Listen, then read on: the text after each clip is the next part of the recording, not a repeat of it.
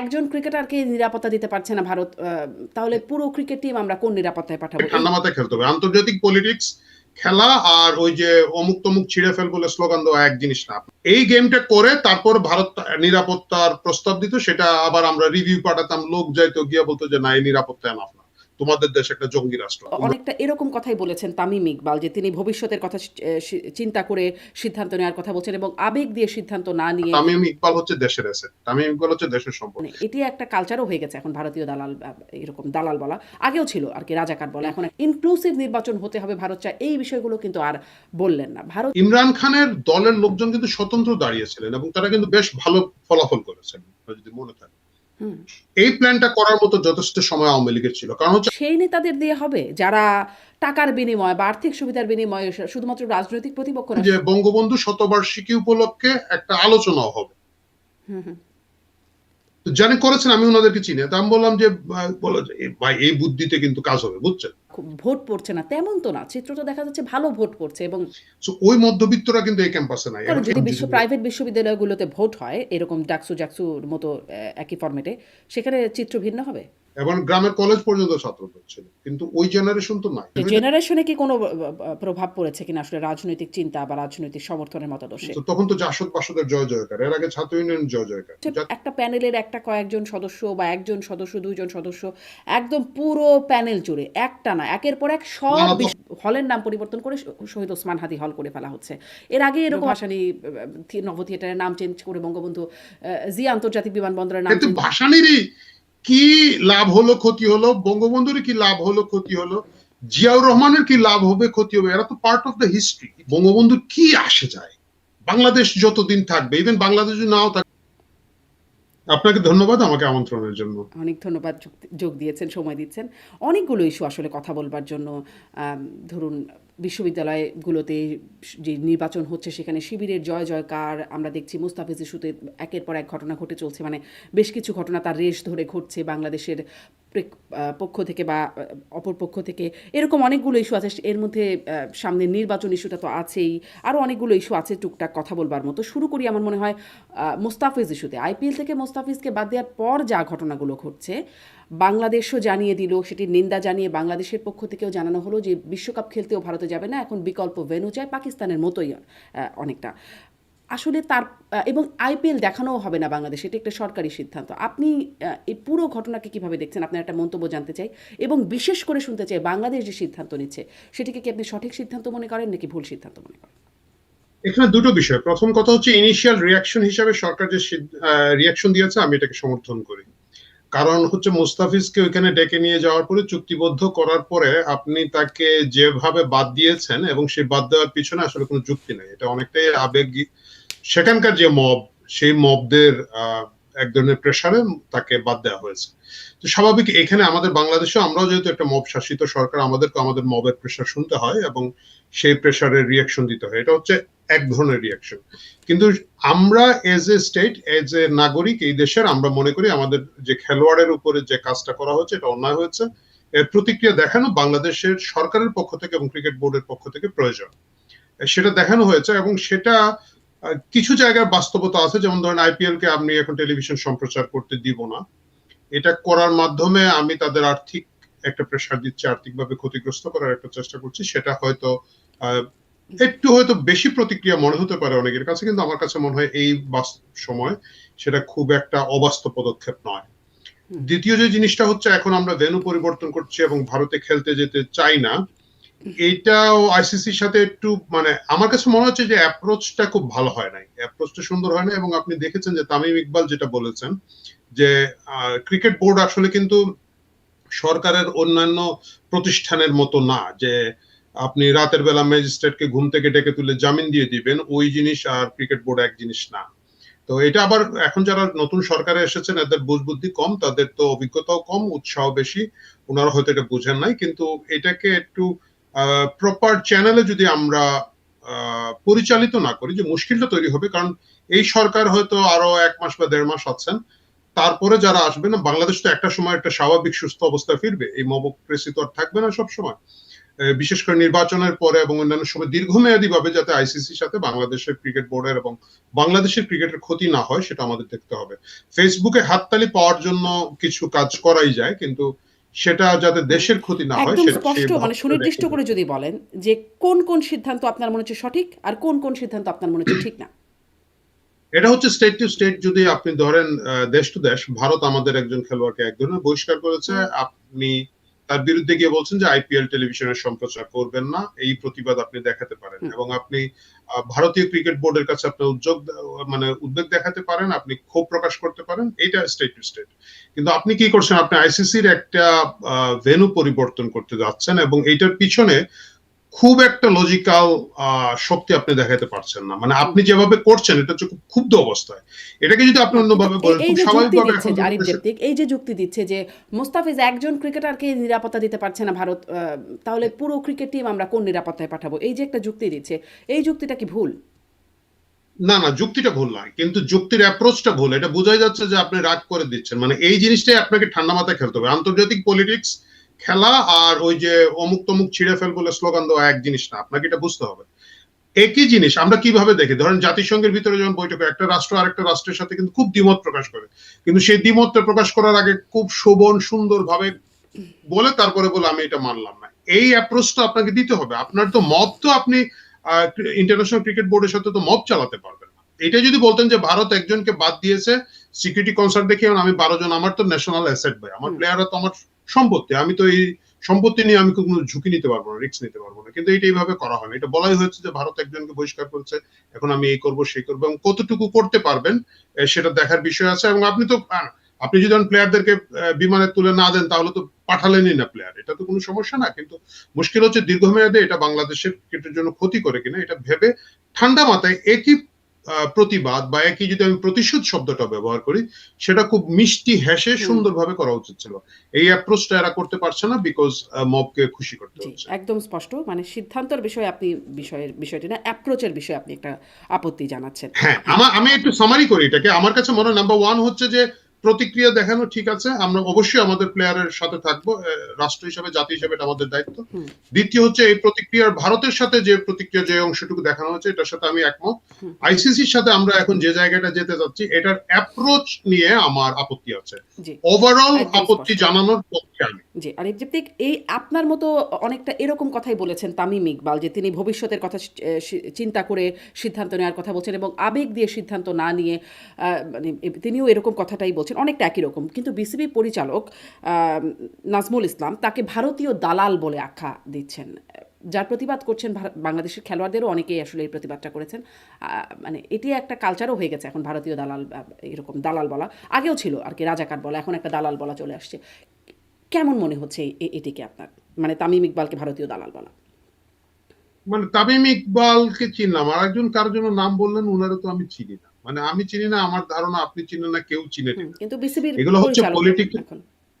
না না, বিসিবির পরিচালক তো আমরা আগেও দেখেছি, এগুলো বলে তো লাভ নাই, পলিটিক্যালি নিয়োগ হয়। আমি ব্যক্তিগতভাবে একজনকে চিন্তা অনেক বছর আগে, যাতে মিনিং না হয়, যিনি কয় বলে একটা ওভার হয় এটা জানতেন না। আমি ওনাকে জিজ্ঞেস করেছিলাম, মানে আমাদের একটা সিনিয়র ভাই, হঠাৎ শুনলাম বিসিবি পরিচালক, আলম ভাই কয় বলে ওভার হয় বলেন দৌড়, এইগুলা শিখবো এই সেই। সো এগুলো পলিটিক্যাল নিয়োগ অনেক ক্ষেত্রে হয়। অনেক মানে আমি এই ভদ্রলোক হয়তো অনেক জানেন ক্রিকেটের, ব্যক্তিগতভাবে আমি ওনাকে চিনি না। তামিম ইকবাল হচ্ছে দেশের অ্যাসেট, তামিম ইকবাল হচ্ছে দেশের সম্পদ। এখন মুশকিলটা হচ্ছে কি, কিছু লোকজন যখন তার প্রাপ্ত যোগ্যতার চেয়ে বেশি পেয়ে যায়, এমন একটা পদে যায় যে সে নিজে জানে সেই পদগুলো হয়তো কোনো না কোনো চাচা মামা খালু পলিটিক্যাল বিভিন্ন ইনফ্লুয়েন্সের মাধ্যমে পেয়েছে। আমরা জানি যে এখন কিভাবে পলিটিক্যাল ইনফ্লুয়েন্স করে সব জায়গায় প্রতিস্থাপিত হচ্ছে লোকজন।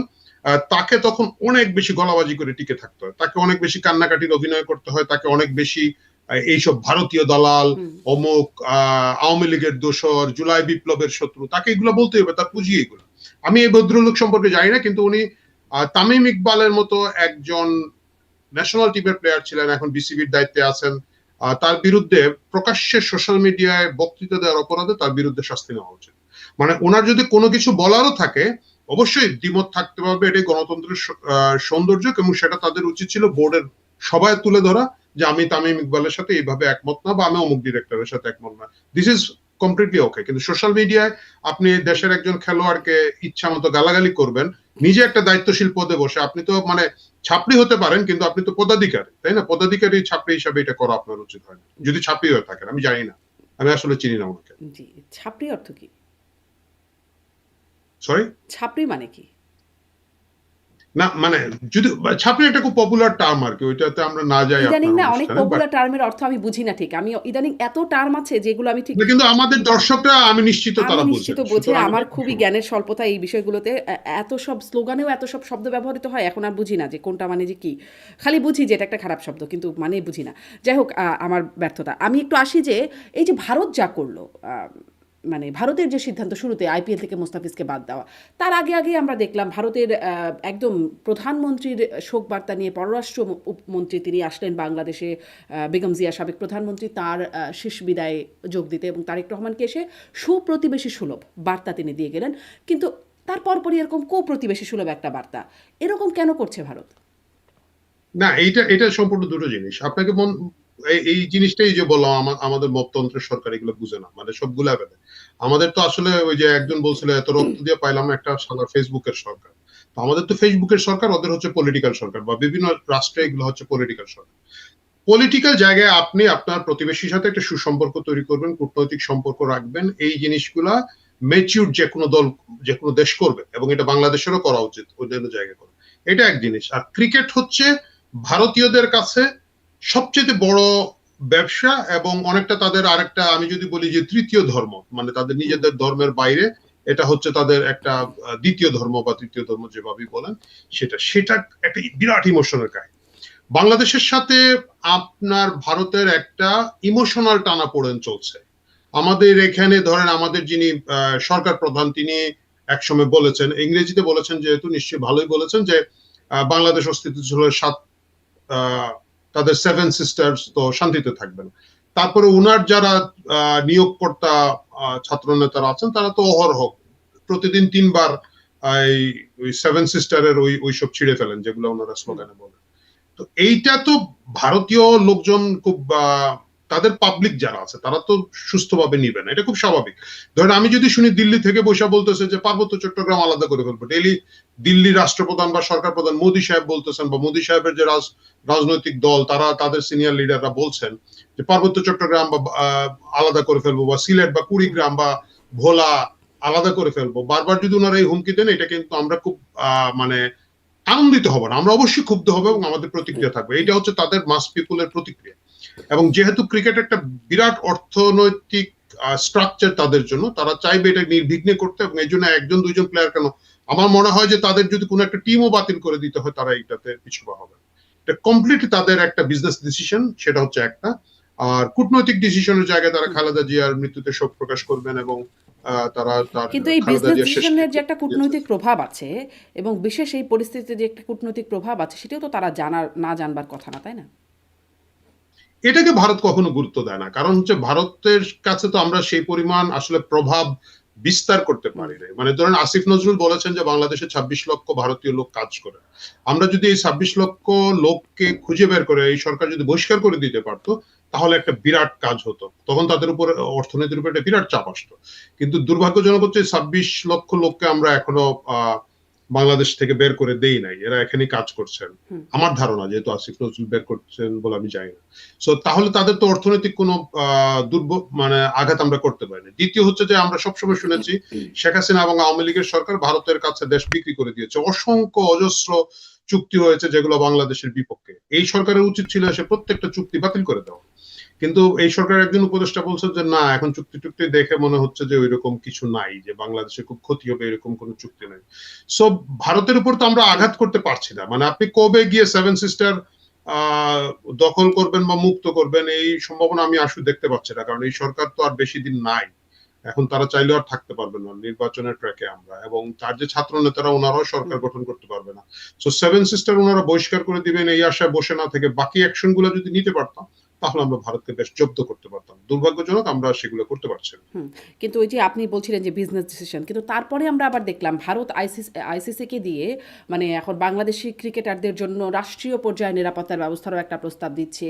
বিবিসির খবরে দেখছিলাম, দেখলাম যে তারা আইপিএলে নাকি মুস্তাফিজকে ফেরানোরও একটা প্রস্তাব দেওয়ার ব্যাপারেও আলোচনা হয়েছে, সেরকম একটা পড়লাম খবরে। সেরকমটাও তো তারা এখন করছে, মানে তারাও তো করছে, এই যে আমলে এটাই নিচ্ছে তো। হচ্ছে হ্যাঁ। এইটাই হচ্ছে কি ম্যাচিউরড কূটনীতির সাথে এই আমাদের বাজে শব্দ না বলি মানে বেকুবদের কূটনীতির তফাৎ। মানে এখন ভারত এমন একটা ভাব করবে, ও তোমাদের নিরাপত্তার প্রবলেম, তোমাদেরকে আমাদের প্রাইম মিনিস্টারের যে নিরাপত্তা দেওয়া হয় সেই নিরাপত্তা বাহিনী দিয়ে তোমাদেরকে গার্ড দিব, তোমাদের এটা দিব। তারা আইসিসির কাছে প্রমাণ করবে যে ভাই আমাদের কোনো দোষ নাই, আমরা সব দিতে চেয়েছি, ওনারা আসেন নাই। এটাই হচ্ছে আমি এই কথাটাই বলছিলাম যে প্রথমে যে সমস্যাটা তৈরি করেছেন আমাদের আসিফ নজরুল সাহেব, যে অ্যাপ্রোচটাই হচ্ছে যে উনি ফেসবুকে একটা বিবৃতি দিয়ে দিয়েছেন, ফেসবুকের সরকার ফেসবুকে বিবৃতি দিয়েছেন। কিন্তু এটা এইভাবে এটাই অনেক সুন্দরভাবে করা যেত আইসিসিতে, যে আমরা তো যেতে চাই, আমাদের তো অনেক খেলার আগ্রহ ছিল, কিন্তু এই যে এক মুস্তাফিজের জন্যই তো আমরা পারছি না, আমরা তো বিরাট টেনশন। এই গেমটা করে তারপর ভারত নিরাপত্তার প্রস্তাব দিত, সেটা আবার আমরা রিভিউ পাঠাতাম, লোক যাইতো গিয়া বলতো যে না এই নিরাপত্তা এনাফ না, তোমাদের দেশ একটা জঙ্গি রাষ্ট্র, তোমরা উগ্রবাদী মৌলবাদী মববাদী লোকজন আমরা প্লেয়ার পাঠাবো না, তাহলে জিনিসটা একটা মানে গুছানো হতো। কিন্তু এখন ভারত আমার কিন্তু একটা তাই করবে, কথা, আপনার কথা শুনে নিরাপত্তার জন্য যা লাগবে নিয়ে আসো। আপনার কথা শুনে আরেকটা কথা মনে হলো যে ধরুন এখন যদি মুস্তাফিজকে খেলানোরও যদি প্রস্তাব তারা করে থাকে এবং রাষ্ট্রীয় নিরাপত্তার ব্যবস্থার কথা বলা থাকে এবং বাংলাদেশ যদি টিম পাঠায়, তাহলে ভারতের সেই মবের মুখে একটা বড় থাপ্পড় হয়ে উঠলো না, যে তোমরা এত আপত্তির মুখে তাদেরকে রাষ্ট্রীয় নিরাপত্তায় পাঠানো হচ্ছে, মানে এটাও একটা বার্তা দেওয়া যেত না, নাকি কি মনে এটা করেন? আমাদের তরফ থেকে তো পাঠানোতে কোনো আপত্তি নাই, তারা যদি আবার মুস্তাফিজকে নিয়ে নেন, মানে মূল ইস্যুটা তো মুস্তাফিজ বা আমাদের খেলোয়াড়কে ওনারা যে অন্যায্যভাবে বাদ দিয়েছেন সেটা যদি তারা সঠিক করে ফেলেন, আমরা তো এর আগে তো টিম উইথড্র করবো বলি নাই, সুতরাং ওইটা করেন এবং তারা যদি পর্যাপ্ত নিরাপত্তা দেন অবশ্যই সেটা আমাদের জন্য ভালো হবে। ভারত সরকার সেটা কতটুকু যদিও করবে আমরা সেটা জানছি দেখা। যে সেটা পাঠানো হবে না। যাই হোক, ভারতের প্রসঙ্গে জিজ্ঞাসা করছিলাম যে ভারতের এই আচরণের কারণ কি? ভারত কি তার অবস্থান থেকে একটু বদলাচ্ছে? মানে বদলাচ্ছে যে কিছুটা এটা তো মনে হচ্ছে, যেমন ধরুন আওয়ামী লীগ যখন ক্ষমতায় ছিল তখন তারা কখনো ইনক্লুসিভ নির্বাচনের কথা সেভাবে বলে নাই। তখন জামাত অংশগ্রহণ করতে পারে নাই বা বিএনপি নির্বাচনে অংশগ্রহণ করে নাই, কিন্তু ইনক্লুসিভ নির্বাচনের কথা আসে নাই। তারপরে ৫ই আগস্টের পরে যখন নির্বাচন প্রসঙ্গ আসলো তখন খুব ইনক্লুসিভ নির্বাচনের কথা ভারত বলল। কিন্তু এখন আবার যখন তারেক রহমানের সাথে দেখা করলেন জয়শঙ্কর, এসে সুপ্রতিবেশী সুলভ বার্তা নিয়ে আসলেন এবং তিনি নির্বাচনের জন্য শুভকামনা জানিয়ে গেলেন। ইনক্লুসিভ নির্বাচন হতে হবে ভারত চায়, এই বিষয়গুলো কিন্তু আর বললেন না। ভারত মানে কি অবস্থা বুঝে তাদের অবস্থান বদলাচ্ছে? আমার কাছে সেটা মনে হয় না। ভারত কিন্তু আগেও ইনক্লুসিভ নির্বাচনের কথা বলেছে, মানে যখন বিএনপি এবং জামাত আসে না, কারণ তারা জানতো যে বিএনপি এবং জামাত তখন তো তারা জোটবদ্ধ ছিল যে এরা আসবে না হয়তো, কিন্তু এটা একটা মুখস্থ কূটনৈতিক প্রতিক্রিয়া সবসময় বলে, বাট ওইভাবে হয়তো তারা মিন করে না, কিন্তু তারা তখনও বলেছে যে সব দল মত নির্বিশেষে অংশগ্রহণ। একই স্ক্রিপ্ট তারা 5ই আগস্টের পরে বলেছে দলমত সকলের অংশগ্রহণের ব্যাপার। এবং যখন আপনি কোন একটা ইন্ডিভিজুয়াল রাজনৈতিক দলের নেতার সাথে দেখা করবেন তাকেই শুভকামনা জানাবেন। তাকে তো তারেক রহমানকে তো বলে লাভ নেই যে আপনি অনেক ইনক্লুসিভ নির্বাচন করেন, তারেক রহমান তো সরকার না, তারেক রহমান তো করছেন না, এটা তো করছে সরকার। বাদ দিচ্ছে তো আওয়ামী লীগকে বাদ দিচ্ছে যে ডক্টর ইউনূসের সরকার, তাদের পলিটিক্যাল সিদ্ধান্ত। কিন্তু এখানে ভারতও বাস্তবতা বুঝতে পারছে যে আমার কাছে মনে হচ্ছে যে আওয়ামী লীগ হয়তো নির্বাচনের বিষয়ে এই মুহূর্তে এত প্রস্তুত না বা এত গোছানো না বা এত আমি কি বলবো যে তাকে নির্বাচনে আনা না আনা খুব একটা ক্ষতি আওয়ামী লীগের হবে না, এটা হয়তো তাদের নতুন উপলব্ধি। মানে এই উপলব্ধিটা কি ভারতও বুঝতে পারছে? এটা আমার কাছে মনে হচ্ছে যে ভারতেরও একই হ্যাঁ, কিন্তু উপলব্ধি। এখন কারণ আওয়ামী লীগ কি করবে তাহলে? আপনার কি মনে হয় যে তারা কি চুপচাপ করে তো বসে থাকার মতো রাজনৈতিক দল না, এত বড় একটা রাজনৈতিক দল, তারা আসলে কি করবে? কারণ তারা নির্বাচন বয়কট করার একবার কথা বলেছিলেন সাবেক প্রধানমন্ত্রী, যে আওয়ামী লীগ নির্বাচন না করলে লাখ লাখ ভোটার বা তার সমর্থকরা তারা ভোট বয়কট করবে। নির্বাচন প্রতিহত করবারও একটা কথা বলেছিলেন সজীব ওয়াজেদ জয়, তিনি বলেছিলেন যে আওয়ামী লীগকে নির্বাচনে অংশগ্রহণ করতে না দিলে সহিংসতার একটা হুঁশিয়ারিও দিয়েছিলেন। আসলে কি করতে পারে আওয়ামী লীগ, আর আওয়ামী লীগের সক্ষমতা এই মুহূর্তে কতটা বলে আপনার মনে হয়? আওয়ামী লীগ অনেক কিছু করতে পারে, কিন্তু আমার কাছে মনে হচ্ছে যে আওয়ামী লীগ অনেক কিছু করতে যাবে না। কারণ হচ্ছে প্রথম কথা হচ্ছে সাংগঠনিক ভাবে আমরা গত 5ই আগস্টের আগে, বিশেষ করে গত জুলাই থেকে যদি এখন পর্যন্ত আপনি দেখেন যে আওয়ামী লীগের সাংগঠনিক অবস্থা যে ভিতরে ভিতরে অনেক ক্ষয়ে গিয়েছিল, অনেক দুর্বল হয়ে গিয়েছিল, এটা এখন প্রমাণিত। এবং এইটার দায়িত্ব আওয়ামী লীগকে নিতে হবে। মানে এখন আওয়ামী লীগের যে তরুণ সমাজ ছিল তারাই তো এখন বিভিন্ন ছাত্র সংসদে বিজয়ী হচ্ছে, তাই না? যেমন সম্প্রতি জকসুতো দেখলাম ভিপি, সেটাও ছাত্রলীগের নেতা, মানে সাবেক নেতা। সো তাদের যে তরুণ সমাজ যেটা ছিল, এটা তো প্রায় সকলেই এখন সরকারের সাথে, জামাত শিবিরের সাথে আছে। সো এই যে বিভিন্ন জায়গায় তাদের যে জেলা উপজেলা বিভিন্ন কমিটি, বিভিন্ন এগুলা কিভাবে দেওয়া হয়েছে, এইগুলা তো পলিটিক্যাল নেতাদেরকে তো দেওয়া হয় না, এদের অধিকাংশ দেওয়া হচ্ছে বিভিন্নভাবে আর্থিক সুবিধা, অন্যান্য সুযোগ সুবিধা নিয়ে। এইসব অভিযোগ তো আমরা পেয়েছি। এবং দলে দলে জামাত শিবিরের লোকজনকে তাদের দলে নেওয়া হচ্ছে, এই বিষয়ে কিন্তু ত্যাগী নেতারা দীর্ঘদিন ধরে ফ্ল্যাগ করাচ্ছে। সুতরাং তারা তো তাদের সংগঠন ভেঙে দিয়েছে। এখন একটা সংগঠনকে যখন ভেঙে ধ্বংস করে দিয়েছে, সেখান থেকে আবার স্ক্র্যাচ থেকে তুলে আনার জন্য একটা মিনিমাম সময় আপনাকে দিতে হবে। কারণ আমার কাছে মনে হচ্ছে যে তাদের সেই কমিউনিকেশন চ্যানেলটাই নাই, মানে একেবারে বেসিক কমিউনিকেশন চ্যানেল নাই, যে কেন্দ্র থেকে একেবারে ওয়ার্ড লেভেলে বা ইউনিয়নের একেবারে গ্রাম লেভেলে একটা নেতার সাথে কোন চেইন মেনটেন করা হবে সেই ডাটাবেস তাদের আছে বলে আমার মনে হয় না, সেই ইনফরমেশন তাদের আছে বলে মনে হচ্ছে না। এবং সেটা না থাকার কারণেই তারা যে ধবাস করে পড়ে গিয়েছে, এখান থেকে উঠতে সময় লাগবে। কিন্তু রেস্ট এশিউড, আমার যে ভিউ এজ এ দীর্ঘদিনের পলিটিক্যাল পর্যবেক্ষক হিসাবে, আওয়ামী লীগ কিন্তু খুব দ্রুত গুছিয়ে উঠতে পারে, এই স্ট্রেংথ তাদের আছে। বাট সেটা এখন হয়তো কিক অফ হয় নাই, সেটা কিক অফ হওয়ার সাথে সাথে তারা পারবে। এবং এটা আমার কাছে মনে হচ্ছে যে এই নির্বাচনের আগে আমি জানি না তারা কি করবেন, কিন্তু নির্বাচনের পরে বোধহয় তাদের এক ধরনের নতুন শিফট করার সুযোগ আসবে। এই যে সাময়িক একটা সরকার, মবতন্ত্রের যে সরকারটা, এই সরকারটা চলে যাওয়ার পরে তারা হতে আর একটু গুছিয়ে উঠবে, যে ওকে নতুন একটা পর্ব শুরু হলো, 5 বছরের একটা সরকার এসেছে, লেটস চ্যালেঞ্জ দেম। আমার কাছে তাই মনে হচ্ছে। কিন্তু এই যে চ্যালেঞ্জ করা বা কিক অফ করার যে জায়গাটা আপনি বলছেন, সেটি আসলে সেই নেতাদের দিয়ে হবে যারা টাকার বিনিময় বা আর্থিক সুবিধার বিনিময়ে শুধুমাত্র রাজনৈতিক প্রতিপক্ষ না, শত্রুর একেবারে চিহ্নিত যারা শত্রু বলে গণ্য করে তাদেরকে সুযোগ সুবিধা করে দেওয়া বা পদবি দিয়ে দেওয়া, যারা এই কাজটা করলেন সেই নেতাদের দিয়ে এটি সম্ভব হবে? এই চ্যালেঞ্জ না, করা সে বা কিক অফ নেতাদের করা? দিয়ে সম্ভব হবে। শুনুন, আওয়ামী লীগ এবং বিএনপি দুটো জিনিস হচ্ছে কি, এটা দুটো পরিবারের উপরে নির্ভর করে। আপনি আওয়ামী লীগে শেখ হাসিনা আছেন, এর বাইরে সবাই যদি চোর হয়, এটা এক রাতের ভিতরে যদি কালকে উনি বাদ দিয়ে দেন, সবাই বাদ দিয়ে নতুন একজনকে করেন, দেখবেন কেউ এটা নিয়ে কোনো কথা বলবে না। আওয়ামী লীগের তৃণমূল কর্মীদেরকে যদি উনি বলেন যে এখন থেকে অমুক হচ্ছেন তোমাদের অমুক পদ, ওই সাংগঠনিক সম্পাদক এখন অমুক, ওই লোকটা যদি ওরা নাও চেনে, কিন্তু ওর পিছনে থাকবে because of Sheikh Hasina. Same goes to BNP. Khaleda Zia যখন ছিলেন বা এখন তারেক রহমান আছেন, তারেক রহমান যাকে বলবেন যে না এখন থেকে ইনি হচ্ছেন এই পদের, ইনি হচ্ছেন অমুক, সেটা মেনে নেওয়া হবে। সুতরাং মিড এবং লোয়ার লেভেলের লিডারশিপ পরিবর্তন করে ফেলার এইসব দলে খুব একটা বড় চ্যালেঞ্জ না, কারণ দলের ছায়া সরে গেলে এইসব নেতার আসলে নেতা থাকে না। তাহলে করছে না কেন আওয়ামী লীগ? এটা এখনই করছে না কেন? মানে যদি এটা প্রয়োজন, এটা আওয়ামী লীগের আভ্যন্তরীণ সিদ্ধান্ত, এই বিষয়ে আমি বলতে পারবো না, কিন্তু আমার কাছে মনে হচ্ছে যে চূড়ান্ত সিদ্ধান্ত আপনি কি মনে করেন যে এখন করা উচিত? আপনি কি মনে করেন যে এটা এখন করা উচিত? আমার কাছে এখন করা উচিত এটা আমার মনে হয় না। আমার কাছে মনে হয় এটা উচিত ছিল 5ই আগস্ট রাতে থেকেই সেকেন্ড লেভেল অফ কিছু একটা করা। মানে 5ই আগস্ট বিকালের এই ঘটনার পরে there should be standard procedure. কেন আমি বলি আপনাকে, যেমন ধরেন এই শেখ হাসিনার উপরে বা আপনি যদি বলেন যে আওয়ামী লীগের উপরে অ্যাটাক গুলো আপনি খেয়াল করেন, 15ই আগস্টের হত্যাকাণ্ডের ঘটনাটা দেখেন, তারপরে জেল হত্যা, তার মানে 75 সালে, তারপরে শেখ হাসিনার উপরে 88 সালে চট্টগ্রামে গুলি করে 24 জন আওয়ামী লীগের নেতা কর্মীকে মেরে ফেলা হলো, গ্রেনেড হামলা, কোটালীপাড়ায় কত কেজি ওজনের জন্য একটা বোম ফিট করে রাখা হয়েছিল, অসংখ্যবার তার উপরে কিন্তু লাইফ থ্রেট এসেছে। আমি খুব অবাক হয়েছে, আমার একটা ধারণা ছিল যে ওয়ান ফাইন মর্নিং তো এই ঘটনাগুলো ঘটবে, মানে ঘটে যেতে পারে। দেখে তখন কি হবে এই বিষয়ে আওয়ামী লীগের একটা স্ট্যান্ডার্ড রেডি থাকা উচিত ছিল, যে যেহেতু এতবার জীবনের উপরে ঝুঁকি এসেছে, যে কোনো সময় একটা দুর্ঘটনা যদি ঘটে যায়, কে নেতৃত্ব নিবে, কি বিবৃতি প্রথমে আসবে, কারা বিবৃতি দিবেন, কিভাবে সংগঠন হবে। এবং দ্বিতীয় যে জিনিসটা আমরা জানতাম, যে শেখ হাসিনা নিজেও বারবার বলেছেন যে মার্কিন যুক্তরাষ্ট্র তার বিরুদ্ধে অসংখ্যবার অ্যাটেম্প নিয়েছে তাকে ক্ষমতাচ্যুত করার জন্য। এবং আমার মানে কোনো এক সময় আপনি তো আমেরিকার পাওয়ারকে অস্বীকার করতে পারেন, কোনো এক সময় তারা হয়তো সফল হয়ে যেতে পারে, এবং সেই সফলতার কারণে শেখ হাসিনা হয়তো মারা যেতে পারেন, কারাগারে যেতে পারেন, দেশ ত্যাগ করতে হতে পারে, তাকে হয়তো যে ভেনেজুয়েলার প্রেসিডেন্টের মতো ধরে নিয়ে যেতে পারে, বিভিন্ন জিনিস হতে পারে। Will be the second. ওই সময় আওয়ামী লীগ কোথায় লুকাবে, কিভাবে কাজ করবে, কারা বক্তৃতা দিবে, কারা কি করবে, এর কিছুই কিন্তু আওয়ামী লীগের রেডি ছিল না।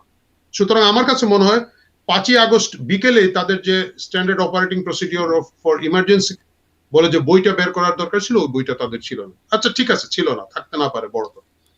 তারপরে কিন্তু তাদের কোনো প্রস্তুতি এখন পর্যন্ত ওইভাবে দেখেনি। যেমন ধরেন এই নির্বাচনটাকে কেন্দ্র করে তাদের কি করতে হবে, এটা কিন্তু এখন আমরা ক্লিয়ার না। তারা নির্বাচনে যাবেন না, এটা শেখ হাসিনা সম্প্রতি বলেছে, মানে ভোট যেতে দিতে পারবেও যাবেন না। না বলেছেন। হুম, হুম, হ্যাঁ, সেটা কি ভোট দিতে যাবেন না, হুম, নাকি তারা প্রতিরোধ করতে যাবেন, প্রতিহত করতে যাবেন? যেটা আপনি একটু আগে বললেন যে সজীবদের জয় এক ধরনের ইঙ্গিত দিয়েছেন, আবার শেখ হাসিনা ভাষণ উনি যে কথাগুলো বলছেন, এখান থেকে আমি যেটা বুঝেছি যে ওরা ওদের মতো করুক না করুক, তোমরা ভোট দিতে যায় না, এটা হচ্ছে হুম, যে একটা মেসেজ।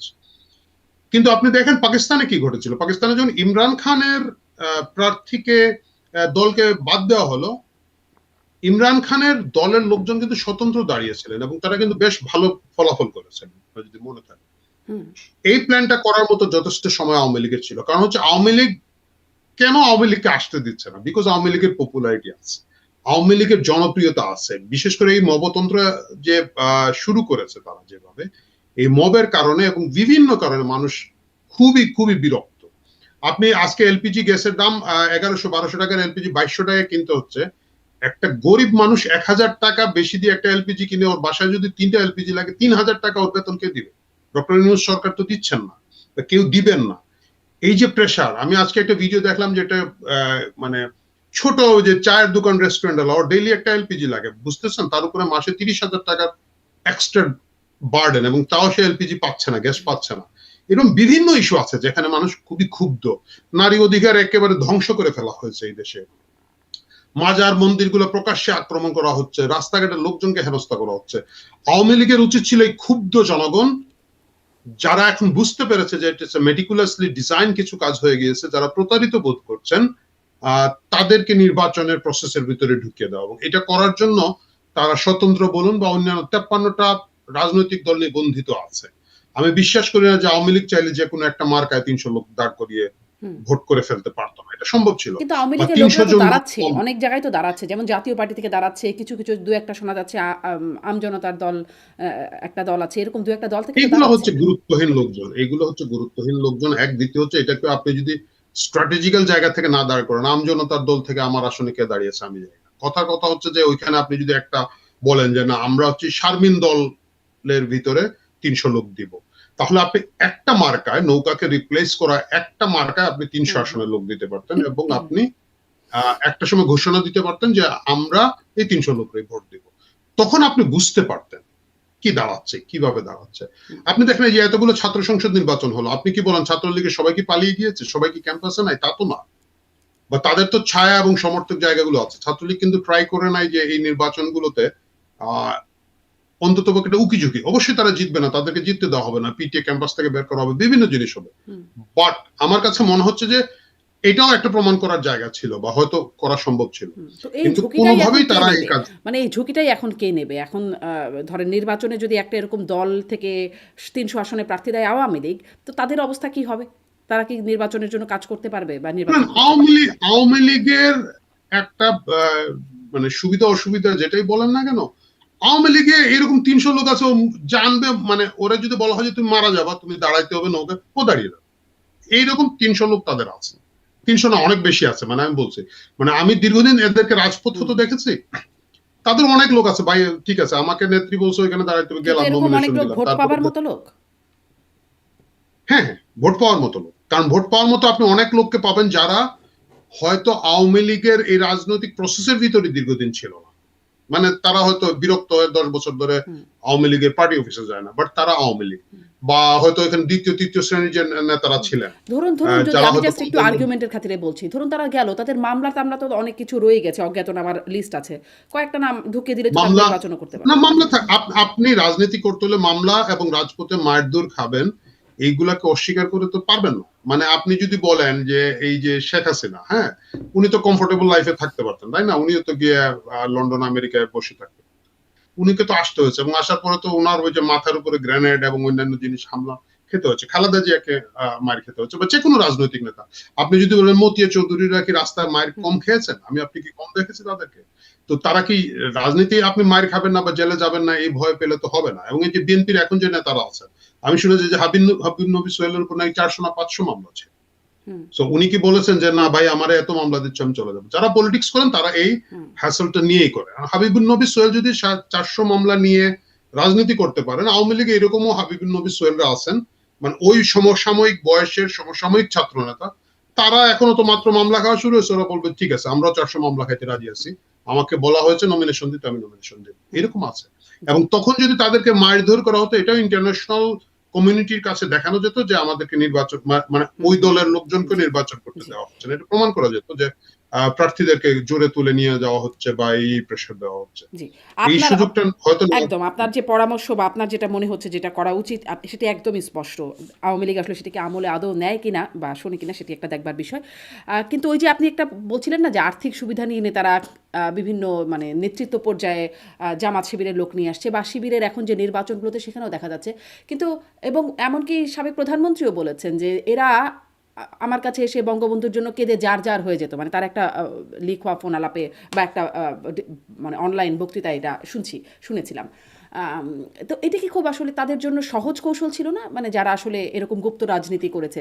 কারণ খুব সহজেই যদি বঙ্গবন্ধুর নাম বললে স্কুল এমপিও ভুক্ত হয়ে যায়, বঙ্গবন্ধুর নাম বললে ব্যবসা বাণিজ্য পাওয়া যায়, মানে মামলা মোকদ্দমা থেকে রক্ষা পাওয়া যায় ইত্যাদি নানা কিছু, আমি খুব কিন্তু সহজ কৌশল ছিল না?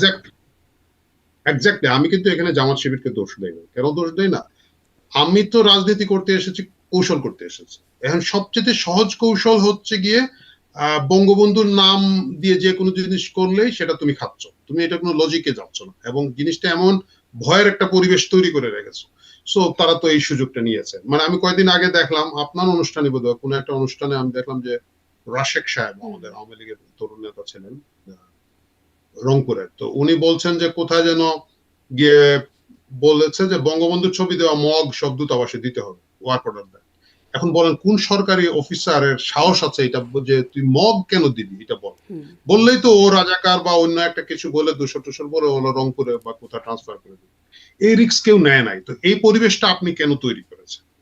কেন আপনাকে এই ছাত্রলীগের গেস্ট রুম গণরুমের বদনামটা নিতে হচ্ছে? কেন আপনাকে এই সবাইকে ছাত্রলীগ বানিয়ে ফেলতে হবে? আপনি যখন সবাইকে ছাত্রলীগ বানাতে গিয়েছেন, আমাকে ছাত্রলীগের একটা জুনিয়র ছেলে সেদিন বলেছে যে ভাই অনেক জায়গায় আছে কমিটি বড় দেখানোর জন্য অনেক ছেলে পেলেকে নিয়ে একটা করে পদ দিয়েছে, মানে ওই হলে হয়তো এতগুলো ছেলে নয় ছাত্রলীগ কিন্তু দিয়েছে।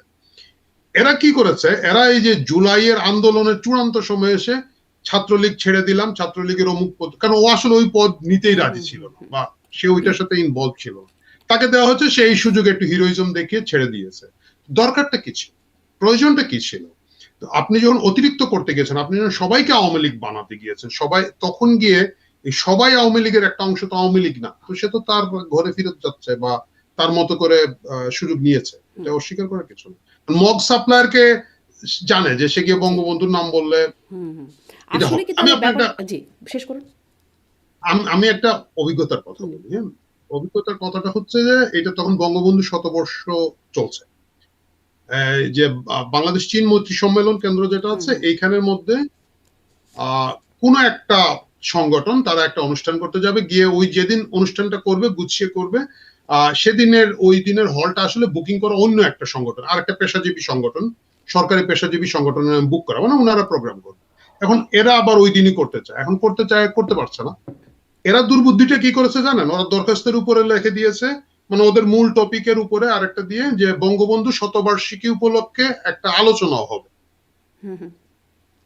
জানি করেছেন, আমি ওনাদেরকে চিনি, তা আমি বললাম যে ভাই এই বুদ্ধিতে কিন্তু কাজ হবে, বুঝছেন, এই হল আমাদেরকে দিতে হবে। এবং সত্যি কথা নিয়ে গেছে। এখন ওই মানে যারা হল ম্যানেজমেন্ট কর্তৃপক্ষ ছিলেন ওনারা পরে ওই মানে আগে যারা বুক করেছিলেন তাদেরকে ফোন করে ভাই মাপ চাই, আমাদের কিছু করার নেই, চাকরি নিয়ে মুশকিল হবে, আপনারা আরেকদিন করেন বলে এদেরকে দিয়েছে।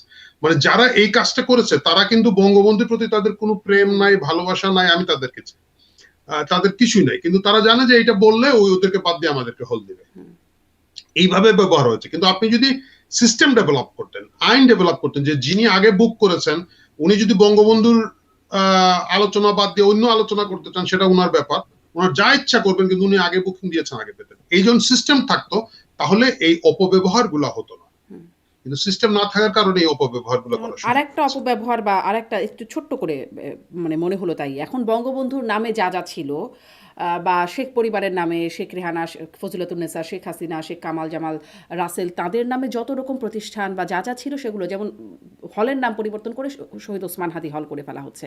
এর আগে এরকম আমরা দেখেছি, আপনি যেটি চীন মৈত্রী সম্মেলন, সেটিরও নাম পরিবর্তন করে বঙ্গবন্ধু আন্তর্জাতিক সম্মেলন কেন্দ্র, ভাসানী নভ থিয়েটারের নাম চেঞ্জ করে বঙ্গবন্ধু জিয়া আন্তর্জাতিক বিমানবন্দরের নাম চেঞ্জ করে দেওয়া হলো। মানে এই যে সেটা তারা করেছে, এখন এখানে এসে আবার এরকমটা করা হচ্ছে। ওই রকমই একটা জিনিস ফলো করা হচ্ছে কিনা, বা এগুলোর পরিণতি আসলে কি হয়? আগের পরিণতিও দেখা যাচ্ছে, এর পরিণতিও সামনে আসলে কি হবে বলে মনে হয়?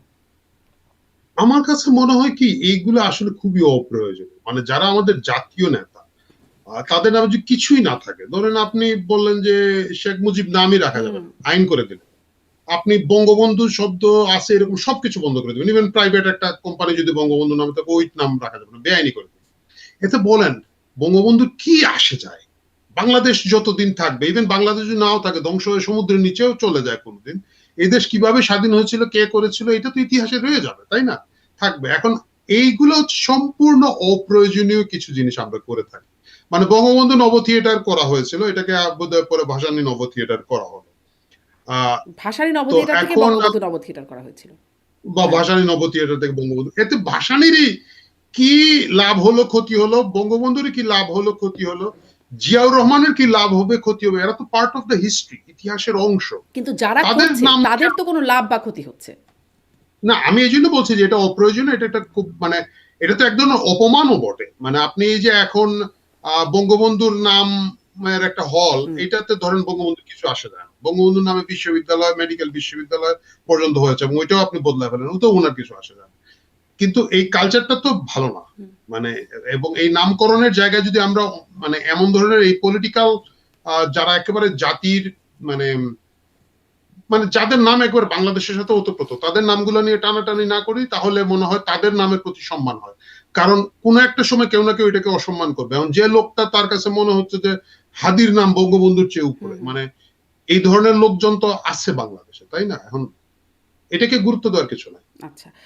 মানে এতে যাদের নাম বদলানো হচ্ছে তাদের কিছু আসে যায় না। জি। বাট আমার কথা হচ্ছে শুরুতেই এদের নাম করাটাও খুব জরুরি না, আমার কাছে মনে হয় না। মানে ভালোবাসা দেখানোর জন্য বঙ্গবন্ধুর নামে হল না থাকলে বঙ্গবন্ধু কি বাংলাদেশ থেকে মুছে যাবে? তা তো হবে ভালোবাসা না। দেখানোর জন্য করেছিল নাকি জিয়াউর একটু আগে রহমানের নামে আপনি হল না যেই, থাকলে কি জিয়াউর রহমানের কিছু আসে জি, যায়? তাদের তো কিছু যায় আসে না, তারা সব আসে যাওয়ার সব ঊর্ধ্বে তারা চলে গেছেন। কিন্তু আপনি একটু আগে মানে যে এই জন্য অভিজ্ঞতা, এই এই অভিজ্ঞতার কথা সংস্কৃতিটাকে বলছিলেন যে বঙ্গবন্ধুর নাম দিলে স্বার্থ হাসিল হয়ে যাচ্ছে, হল পাওয়া যাচ্ছে বা কাজ পাওয়া যাচ্ছে, তেমনি আসলে হয়তো ভালোবাসার জায়গা থেকে না, হয়তো বা এই কারণেই করে থাকেন কিনা, এখনো সেই কারণেই করছেন কিনা, আসলে সেই বিষয়ে যেহেতু আপনি গুরুত্বপূর্ণ মনে এখনো করেন না। সেই কারণে করছে। মানে হ্যাঁ। এখন আপনি ওই ওই একই মগ সাপ্লায়ার গিয়া বলবে হাদির নামে মগ দিব, দেখেন মানে এরা ওই ধান্দা জানে কিভাবে করতে হবে। জি।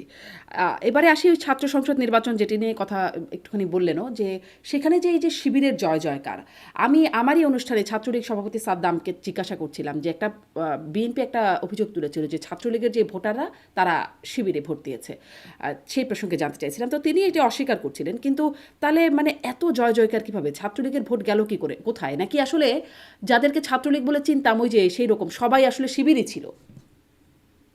না, এখানে অনেকগুলো কারণ। প্রথম কারণ হচ্ছে গিয়ে ছাত্র শিবিরকে চ্যালেঞ্জ করার মতো সংগঠন তো নাই। আপনাকে তো মানে প্যারালাল একটা সংগঠন থাকতে হবে। জাতীয়তাবাদী ছাত্র দল আসলে আমি যদি বলি, আমি নিজে যে এই সংগঠনকে যেভাবে দেখেছি বা দেখছি, 2001 এর পর থেকে আসলে এই সংগঠনটা দাঁড়াতে পারেনি। এটা দাঁড়াতে পারেনি, তরুণ সমাজের কাছে তাদের সেই পপুলারিজম বা জনপ্রিয়তা নাই, এবং যদি থাকতো তাহলে বিএনপি 17 বছর ক্ষমতার বাইরে থাকে না। অনেক আগেই তারা একটা কার্যকর গণ আন্দোলন তৈরি করতে পারে। কিন্তু আপনি দেখবেন যে বিএনপি যতগুলো গণ আন্দোলন তৈরি করেছে, এখানের মধ্যে ছাত্র সংগঠন কেন্দ্রিক বা ক্যাম্পাস কেন্দ্রিক আন্দোলন কিন্তু এত না। বিএনপি অনেক বড় বড় মানে ইভেন শেষ তারা বোধহয় 19 আগস্ট না 29 আগস্ট অক্টোবরে একটা অনুষ্ঠানও করেছিল, যেখানে লাস্ট 5 আগস্টের আগের অক্টোবরে একটা বড় সমাবেশ ঢাকায় করেছিল, যেটাতে হামলা হয়েছিল। সো সেটাও কিন্তু আপনি দেখবেন যে তাদের গণসংগঠন, গণসম্পৃক্ততা দিয়ে বিএনপি যতটুকু চেষ্টা করেছে প্রতিরোধ গড়ে তুলতে, কিন্তু তরুণ সমাজের মধ্য থেকে সেই পরিমাণ সাপোর্ট তারা কখনো নিতে পারেনি। এটার পিছনে বিভিন্ন কারণ আছে। একটা হচ্ছে গিয়ে ধরেন তাদের রাজাকার সম্পৃক্ততা। তো রাজাকার সম্পৃক্ততা থাকার কারণে কেউ যখন বাজারে 1 নম্বর রাজাকার পায়, যেটি জামাত শিবির, তারা তো আর আপনার ওই 2 নম্বর রাজাকার কিনতে যাবে না। যারা যে চাইনিজ মালের মানে দাম কম কিন্তু লোক কিনবে না।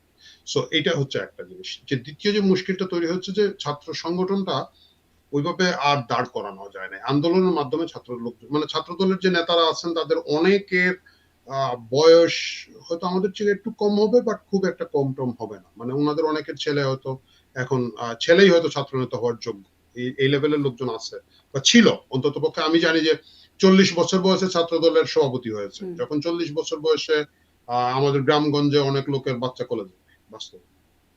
সো এই কারণে ক্যাম্পাসের সাথে তাদের একটা সম্পৃক্ততা ছিল না, তারা ঢুকতে পারে নাই। কারণ ধরেন আমার মনে আছে টুকু সাহেব যখন ছাত্র দলের সভাপতি ছিলেন, ঢুকতে গেল ছাত্রলীগ পিটিয়ে বের করে দিল। তো যখন আমরা খুব প্রতিবাদ করলাম যে কেন এইভাবে ক্যাম্পাসে সহাবস্থা, আমরা বললো যে উনি তো অছাত্র, আমরা তো অছাত্রকে ক্যাম্পাসে ঢুকতে দিব না। এবং মুশকিলটা তৈরি হলো যে উনি তো শুধু অছাত্র না, অনেক পুরনো অছাত্র। এই জায়গাগুলো বিভিন্ন কারণে ছাত্রদল আসলে গুছিয়ে উঠতে পারেনি। আর একটা বড় কারণ হচ্ছে তারা ক্যাম্পাসেই তো ছিল না 16-17 বছর, সংগঠন তো চালাইতে পারেনি।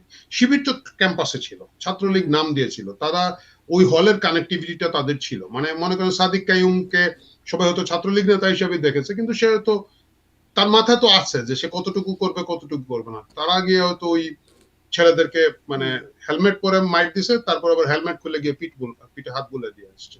এখন যখন নির্বাচন হয়েছে ওই ছেলেটা দেখতে স্যার সাদিক কাইম ভাই তো আমার পিঠে হাত বুলে দিছিল, উনি তো ভালো ছাত্রলীগ, তো ওনার ভোট দেয়।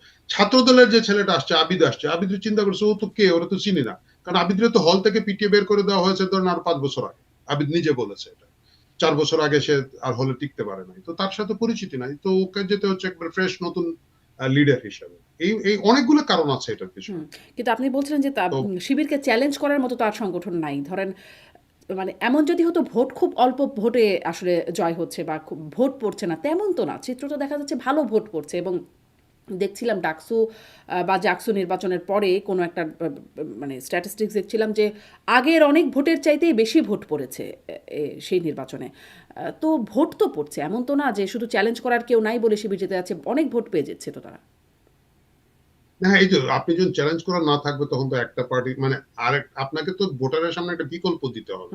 আর আপনি ভোটারের সামনে ভালো বিকল্প দিতে পারছেন না, তারা তাদের প্রার্থীকে যেভাবে এস্টাবলিশ করতে পেরেছে আপনি পারছেন না। আপনি দেখেন তারা কিন্তু ডাকসুকে খুব সিরিয়াসলি নিয়েছিল। ডাকসুর পিছনে তাদের যে পরিমাণ বিনিয়োগ আছে, এটা একটা জাতীয় নির্বাচনের লেভেলের বিনিয়োগ, এবং এটা আমি মনে করি যে রাইট ওয়ে। কারণ হচ্ছে জামাত কখনো ডাকসু নিবে এইটার যে মানে ভাবাবেগের যে ইমোশনাল ভ্যালু, যেটা মানে এমনিতে ডাকসু কি হয়, নূর তো ভিপি হয়ে গেছেন কয়েক কিছুদিন আগে, বা আরেকজন হয়তো আরেক বছর আসবে, কিন্তু যে ডাকসুতে শিবির জিতেছে, যে এখানে তারা ফুল প্যানেল দিতে পারতো না আমাদের সময়। সো এই এটা it's a big emotional value, এবং এটার জন্য তারা কিন্তু এর আগে দেখেন বিজ্ঞান কি যেন এটা পানির ট্যাপ দেওয়া, এটা ওইটা করা, এটা কিন্তু বিশাল টাকা পয়সার ব্যাপার। কারণ আমরা যখন ছাত্র রাজনীতিতে ছিলাম আমরা দেখতাম যাদেরকে, এরা হচ্ছে কি বাড়ি থেকে ওই আম্মাকে বলে আব্বার পকেট থেকে কোন রকমের 20 টাকা নিয়ে ক্যাম্পাসে আসতো। মোটরসাইকেলের তেলের লিটার ছিল 8.5 টাকা, ওইটাও ধরেন তুই আমার সাথে যাস তাহলে তুই 4 টাকা দিবি, আমি 4 টাকা দিব 1 লিটার তেল বলবো। এই লেভেলের লোকজন ছাত্র রাজনীতি করতো, ম্যাক্সিমাম তো বাইসাইকেলই চালাতো। আমরা যারা একটু ধরুন মোটরসাইকেল চালাতাম, একটু মানে ওইভাবে বললে একটু বেটার পজিশনে ছিলাম, তারা কিন্তু ওইভাবে কষ্ট করে চালাতাম। কিন্তু এই পরিমাণ এফোর্ট এবং টাকা যদি কোনো সংগঠন ব্যয় করতে পারে ক্যাম্পাসে, এটা একটা রেজাল্ট পাবে, এটা রেজাল্ট পাবে। এবং এইটাতে আমি কোনো খারাপ দেখি না। আমাকে পানির ট্যাঙ্কি দিবে, আমাকে বাসা বিরিয়ানি দিবে, আমাকে এটা দিবে ওইটা দিবে, গুড রিলেশন রাখবে, দে আর গুড ভদ্রলোক, তারা জি। বিভিন্ন এখন ভাবে তারা তাদের মতো নির্বাচন করছে, জি, তাদের সে ভালোই করছে। তার মানে তাদের কৌশলটা জিতে যাচ্ছে। কিন্তু এইটা আসলে কি বার্তা দিচ্ছে? শুধু তো ডাকসু না, ডাকসু, রাকসু, জাকসু, চাকসু মানে এপারে জোকসু, সামনে আরেকটা হতে যাচ্ছে। সেখানেও হয়তো শিবিরের প্যানেলেরই জয়-জয়কার হবে, তেমনই আভাস মনে হয় যেন হচ্ছে। তো আসলে এটি সার্বিকভাবে কি বার্তা দিচ্ছে? যে এই যে একটা জেনারেশন বা জেন জি যাকে বলা হচ্ছে, মানে তাদের মধ্যে আসলে তাদের রাজনৈতিক মতাদর্শ, তাদের ভোটে বা রাজনৈতিক সমর্থন, সেটার কি বার্তা পাওয়া যাচ্ছে? স্পষ্ট এটা কোনো কিনা? কোনো বার্তাই পাওয়া যাচ্ছে, কোনো বার্তাই পাওয়া যাচ্ছে না। এখানে দুটো জিনিস আপনাকে বাদ করতে হবে।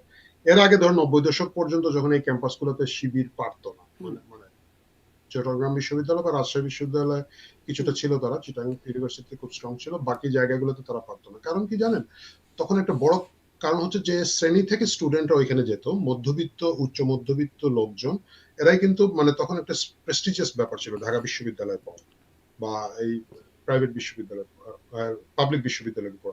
এই সিনারিটা চেঞ্জ হয়ে গেছে। চেঞ্জ হওয়ার কারণে মধ্যবিত্ত এবং উচ্চ মধ্যবিত্ত লোকজন, ইভেন নিম্নবিত্ত জায়গা থেকেও দেখবেন এরা চেষ্টা করে ফার্স্ট প্রায়োরিটি হয়ে গেছে প্রাইভেট বিশ্ববিদ্যালয়। যার কারণে আমরা যদি বলি যে কয়েক জেনারেশনের যে সাংস্কৃতিক বিকশিত পরিবার যেগুলা, তাদের যে সন্তানরা তারা কিন্তু প্রাইভেট বিশ্ববিদ্যালয়ে চলে এসেছে। এবং আপনি 5ই আগস্টের আগের জুলাইয়ের আন্দোলনটা দেখেন, তারা রাইট টাইমে হিট করেছে। রাইট, ওই যে মিডল ক্লাসকে ইনভলভ না করলে রাজনীতি সফল হয় না বাংলাদেশে। রাইট টাইমে ইনভলভ হয়েছে, রাইট টাইমে কিন্তু তারা প্রাণ দিয়েছে। ঢাকা বিশ্ববিদ্যালয়ের আমি জানি না কেউ মারা গিয়েছেন কিনা, শুনেছিলাম একজন হয়তো সর্বোচ্চ, কিন্তু এই কয়েকশো বা 1,500 পর্যন্ত আপ টু 1,500 দাবি করা হয় যা স্টুডেন্ট মারা গেছে। প্রাইভেট বিশ্ববিদ্যালয়ের একটা বড় অংশ লোকজন মারা গেছে। তারা ওই রাইট টাইমে আপহোল্ড করেছে, রাইট টাইমে কিন্তু উইথড্র করেছে। তাদেরকে কিন্তু আপনি এখন বন্দর বন্ধু বা অন্যান্য চাঁদাবাজি ও মুক্তমুখ সচিবালয় দালালিতে দুই একজন হয়তো বিচ্ছিন্ন ঘটনা থাকতে পারে, কাউকে পাবেন। সো ওই মধ্যবিত্তরা কিন্তু এই ক্যাম্পাসে নাই। এখন এই ক্যাম্পাসে যারা এসেছেন পরবর্তীতে ওই গ্যাপ জায়গাগুলোতে, তাদের প্রতি শিবিরের প্রভাব বিস্তার করাটা সহজ। আপনি কি মনে করেন যদি প্রাইভেট বিশ্ববিদ্যালয়গুলোতে ভোট হয় এরকম জাকসুর মতো একই ফরম্যাটে, সেখানে চিত্র ভিন্ন হবে? এই মুহূর্তে হয়তো খুব একটা ভিন্ন হবে না, কারণ হচ্ছে কি অন্যান্য রাজনৈতিক দলগুলোকে তো সুস্থভাবে বিকশিত হওয়ার সুযোগ দেওয়া হয় না। ধরেন এই মুহূর্তে যেটা বলি, আপনি ছাত্রলীগকে ক্যাম্পাসে ঢুকতে দিবেন, যদি আপনি আদর্শগতভাবে একেবারে বিপরীত মেরুতে রাখেন, শিবিরের মিরর ইমেজ হবে বা ঠিক বিপরীত হবে গিয়ে ছাত্রলীগ, তো আপনি তো তাকে দিবেন না। তো আপনি দিবেন জাতীয়তাবাদী ছাত্রদলকে। হয়তো ছাত্রদল আবার ঠিক ওই লেভেলের শিবির বিরোধী না, মানে তাদের তো খুব ফাইন লাইনটা ওইভাবে আলাদা করার সুযোগ হয় না। দ্বিতীয় হচ্ছে তারা তাদের সংগঠন বিস্তার করার সুযোগ পায় না আন্দোলন বিভিন্ন কারণে। সো এই মুহূর্তে হয়তো সেরকম হবে না, কারণ তবে কিছু পরিবর্তন হয়তো হবে। যেমন ধরেন আপনি যে এই জবির নির্বাচনটা দেন, জগন্নাথের নির্বাচনটা দেন, সঙ্গীত বিভাগ বা কালচারাল সেক্টরের যে বিভাগগুলোতে শূন্য ভোট না কতটা ভোট পেয়েছে বা 3-4টা ভোট পেয়েছে সেই দেশে, মানে ওই স্পিরিটটা ওইখানে আছে, স্পিরিট গুলো ওইখানে আছে।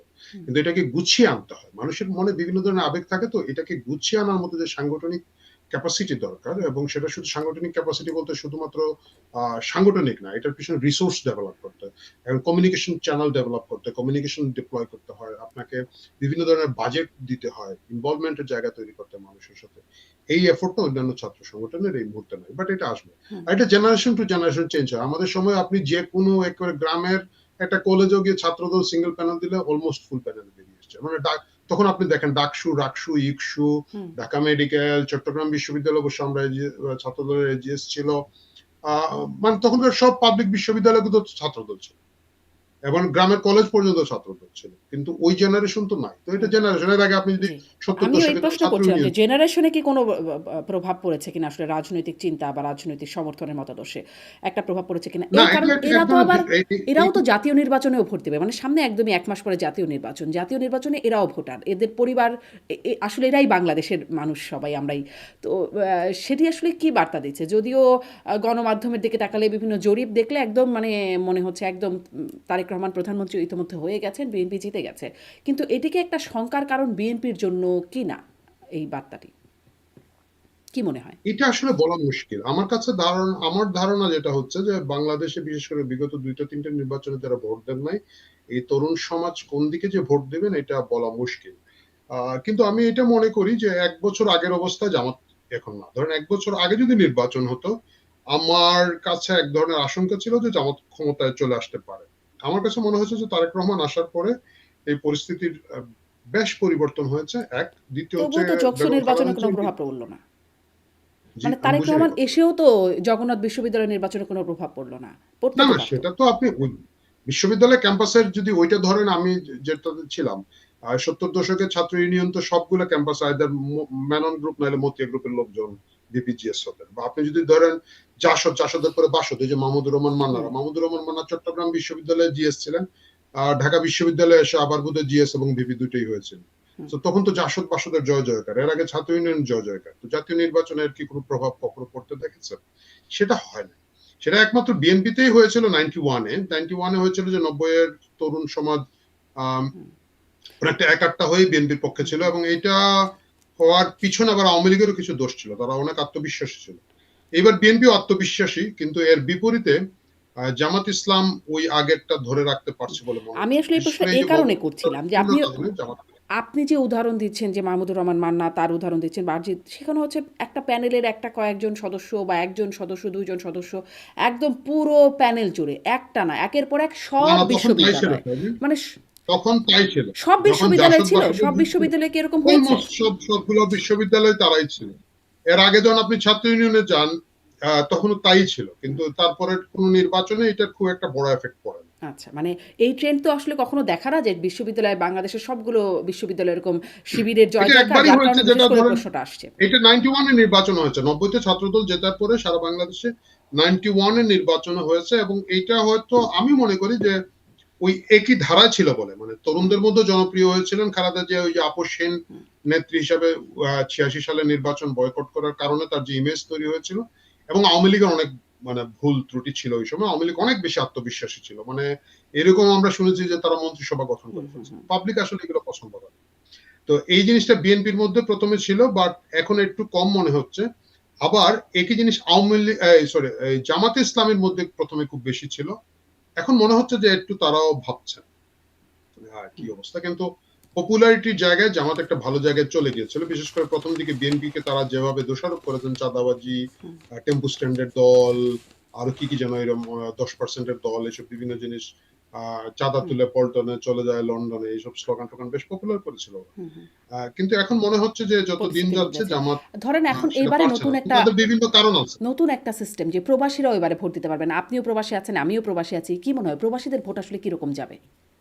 আমি লন্ডনে দেখতে পাচ্ছি ব্যাপক উৎসাহ। হ্যাঁ, আমি আপনার এলাকার খবর হ্যাঁ, জানি হ্যাঁ। না, কিন্তু লন্ডনে অলমোস্ট আমার পরিচিত সকলেই ব্যালট আনিয়েছেন, এবং সকলেই খুব এক্সাইটেড।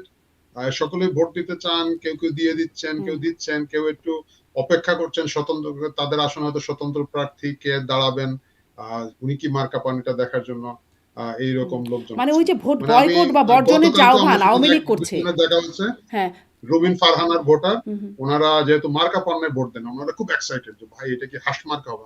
আমার কোনো আইডিয়া নাই স্বতন্ত্র প্রার্থীরা কি পাবে। একটু বয়সে তরুণ কাপল, তারা হুম। দুইজনই ভ্রমণ করে, তারা খুব হুম, optimistic। So, আমিও এখানে দেখছি সবাই খুব মোটামুটি। আমিও এখানে দেখছি আমার অভিজ্ঞতাটাও একটু আপনার সাথে শেয়ার করি যে হ্যাঁ, আসলেই মানুষ মানে এই ব্যাপারে আগ্রহী যে ব্যালট নেবে। দেশে থাকে হয়তো ভোট দেওয়ার ক্ষেত্রে এতদিন আগ্রহ যতটা দেখেছি তার এত চেয়ে মনে হয় যেন আগ্রহ দেখাবে। বেশি আগ্রহ। কিন্তু তাহলে সেই যে আহ্বান ভোট বর্জন করুন বা বয়কট করুন আওয়ামী লীগের পক্ষ থেকে সেটি খুব একটা সাড়া পাচ্ছে না। এটা তো ক্যাম্পেইন করতে হবে। আমার কাছে মনে হচ্ছে কি চিহ্নিত আওয়ামী লীগ সমর্থক যারা, হুম, তারা এমনি ভয়ে যাবে না, গেলে মব করবে, মারবে, হুম, পিটিয়ে পুলিশে দিয়ে দিবে। মানে হুম। এই রিস্ক নিয়ে কার ঠেকা পড়েছে, ওর তো নিজের আর দল যারা না। প্রবাসে ও আছেন? গিয়ে আপনার ধানের শীষে ভোট দিলে কি দাঁড়িপাল্লায় ভোট দিলে কি ওর কি আসে হুম, যায়। হুম, সো ওরা যাবে না, ওই লেভেলের লোকজন ভোট দিতে যাবে না। আবার কিছু লোকজন আছে ধরুন ভয়ে যাবে, যদি না যায় তাহলে তাকে আওয়ামী লীগের দোষর বলে আরো 5টা মামলা ঢুকিয়ে দিবে, কারণ এইসব হুমকি টুমকিও তো হুম। হচ্ছে। ওরা যাবে। সংখ্যালঘুরা হয়তো কিছু কিছু কিছু জায়গায় ভয়ে যাবেন, তারা হয়তো যেতে না চাইলে হয়তো, বা কে এসে বাড়ি পড়ে দিবে, তো ভোট দিয়ে আসে, এই লোকগুলো কিন্তু থাকবে। এই বাট জন্য আমি মূল আওয়ামী লীগ প্রবাসীদের সমর্থক বিষয়টা যারা, বিশেষ তারা করে যাবে। জিজ্ঞাসা করছিলাম। প্রবাসীদের কারণ তাদের উপর তো এরকম মানে এতটা না না, ক্ষতি হওয়া। ব্যাপক প্রবাসী আমার পরিচিত অনেকে আছে, ওরা কেয়ারই করছে না, ওরা বলছে কি কেন, হুম, হুম, সেটাও আছে। কিন্তু যা মানে আমি অনেককে দেখতাম যে যারা রাজনৈতিক ভাবে এত সচেতন না, বা এখনো হয়তো তারা খুব একটা যে কোনো দলের ভোটার ওই রকম না, কিন্তু তারা খুব এক্সাইটেড যে হুম, দেশ থেকে একটা ব্যালট পেপার হুম, আসছে, হুম, যে অ্যাপসে একটা রেজিস্ট্রেশন করলে একটা ব্যালট পেপার আসবে, এই জিনিসই প্রথমে অনেকে বিশ্বাস করে না। হুম, বাংলাদেশের সরকারের এফিসিয়েন্সির উপরে এই দেশের পাশ্চাত্য দেশের লোকজনের ভরসা এত না, কারণ তারা তো এত তিক্ত অভিজ্ঞতার মধ্যে দিয়ে যায়, একটা হুম, এনআইডি কারেকশন করতে হলে ওনার বাচ্চার এনআইডির বয়স চলে আসে। সো তারা ধরে নিয়েছে যে আচ্ছা রেজিস্ট্রেশন করলে হয় সার্ভার ডাউন বলবে, টাকা চাইবে হয়তো ভোট নেওয়ার জন্য, ব্যালট দেওয়ার জন্য টাকা চাইবে, না ওই ব্যালট হয়তো পোস্ট অফিসে হুম, হারা যাবে। এই ধারণা অনেক লোকের ছিল। তারা যখন ব্যালটটা পেয়েছে তারা খুব এক্সাইটেড, বিকজ হুম, তাদের মধ্যে ওই দেশপ্রেমটা আছে। হুম, কাকে ভোট দিবে হয়তো ঠিক নাই। মানে হুম, জি। এই গত উইকেন্ডে একজন আমাকে বলছে, ভাই আমার আসনে কে কে আছে একটু খবর নিয়ে দেন। আমি আপনি কোন মার্কায় ভোট দিবেন? আমি আসলে ক্যান্ডিডেট দেখবো, তারপরে ডিসিশন নেব। মানে হুম, সে কোন দলের সাপোর্টার, এই ধরনের লোক আছে। হুম, হুম। আবার ধরুন যারা একটু পৌর আওয়ামী লীগ বা একটু রাজনৈতিক সচেতন ভাবে মুক্তিযুদ্ধের পক্ষে লোকজন, এদের অনেককে আমি জিজ্ঞেস করেছি যে আপনারা কি রেজিস্ট্রেশন করেছেন, না দূর, এই কি নির্বাচন, জি, এটাও আছে। জি। আরেক ব্যক্তি একটু এই বিষয়ে আসি এবার যে দেখলাম জুলাই যোদ্ধাদের দায় মুক্তিতে অধ্যাদেশ আইন উপদেষ্টা বললেন ফেসবুকে প্রথমে, তারপরে মানে সিদ্ধান্ত পর্যায়ে আসছে এবং এটি আসলে সেই জুলাই অভ্যুত্থানের পরপরই দেখেছিলাম, সেটি দেখছিলাম আমি আর দেখে রাখছিলাম 14ই অক্টোবর এটি একটা স্বরাষ্ট্র মন্ত্রণালয় থেকে একটা নির্দেশনা হয়েছে যে তাদের জুলাই অভ্যুত্থানের পক্ষে যারা কাজ করেছে তাদের বিরুদ্ধে মামলা বা গ্রেপ্তার করা যাবে না, হয়রানি করা যাবে না। তারপরে জুলাই ঘোষণাপত্রেও দেখা গেল এরকম তাদের কোনো হয়রানি মামলা, তাদেরকে আইনি প্রোটেকশন দেবার কথা বলা বলা হচ্ছে এখন একদম বিশেষ করে সেই মাহদি হবিগঞ্জের যিনি পুলিশের মানে সামনে গিয়ে হুমকি দিচ্ছেন যে কেন তাদের সমর্থক বা আসামি করা হয়েছে, তাকে ছাড়িয়ে আনবার জন্য গেছেন, সেখানে তিনি গিয়ে বলছেন বানিয়াচং থানা পুড়িয়েছেন, তিনি পুলিশ মেরেছেন, এসআই সন্তোষ শাহকে পুড়িয়ে দিয়েছেন, তারাই এই ধরনের কথা বলছেন। বা তাহারিমা বা জুলাই কন্যা হিসেবে অভিহিত হচ্ছেন, তাকে তাহরিমা জান্নাত সুরভি, তাকেও এরকম চাঁদাবাজির মামলায় তাকেও গ্রেপ্তার করা হয়েছে, পরেও বেশ সেলিব্রেশন করে একরকম ছেড়ে দেওয়া হয়েছে এবং তাদের বেশ জয় জয়কার একরকম বীর দর্পে তারা আসছেন। এর পরপরই দেখা যাচ্ছে যে জুলাই অভ্যুত্থানে পক্ষে একটা অধ্যাদেশ, দায় মুক্তি অধ্যাদেশ দেওয়া হচ্ছে। এটিকে আপনি কিভাবে দেখেন? অতীতেও তো অনেক অধ্যাদেশ আসছে এরকম দায় মুক্তি, কিভাবে দেখেন? আমার একটা ডিফারেন্ট প্রস্তাব আছে। আমার কাছে মনে হচ্ছে যে ওনাদের জন্য, যে যাদেরকে আসিফ নজরুল জুলাই যোদ্ধা হিসেবে মনে করেন, এদেরকে একটা 7ME বলে একটা কার্ড দেওয়া যেতে পারে। 7ME মানে হচ্ছে 7 মার্ডার এক্সাম্পট, 7 খুন মাফ। সো ওই একটা কার্ড থাকতে পারে যে আপ টু 7 খুন ওনারা করতে পারবেন, 8ম খুন থেকে তাদের বিচার আচার হবে। এটা হতে পারে, এটা একটা অপশন হতে পারে।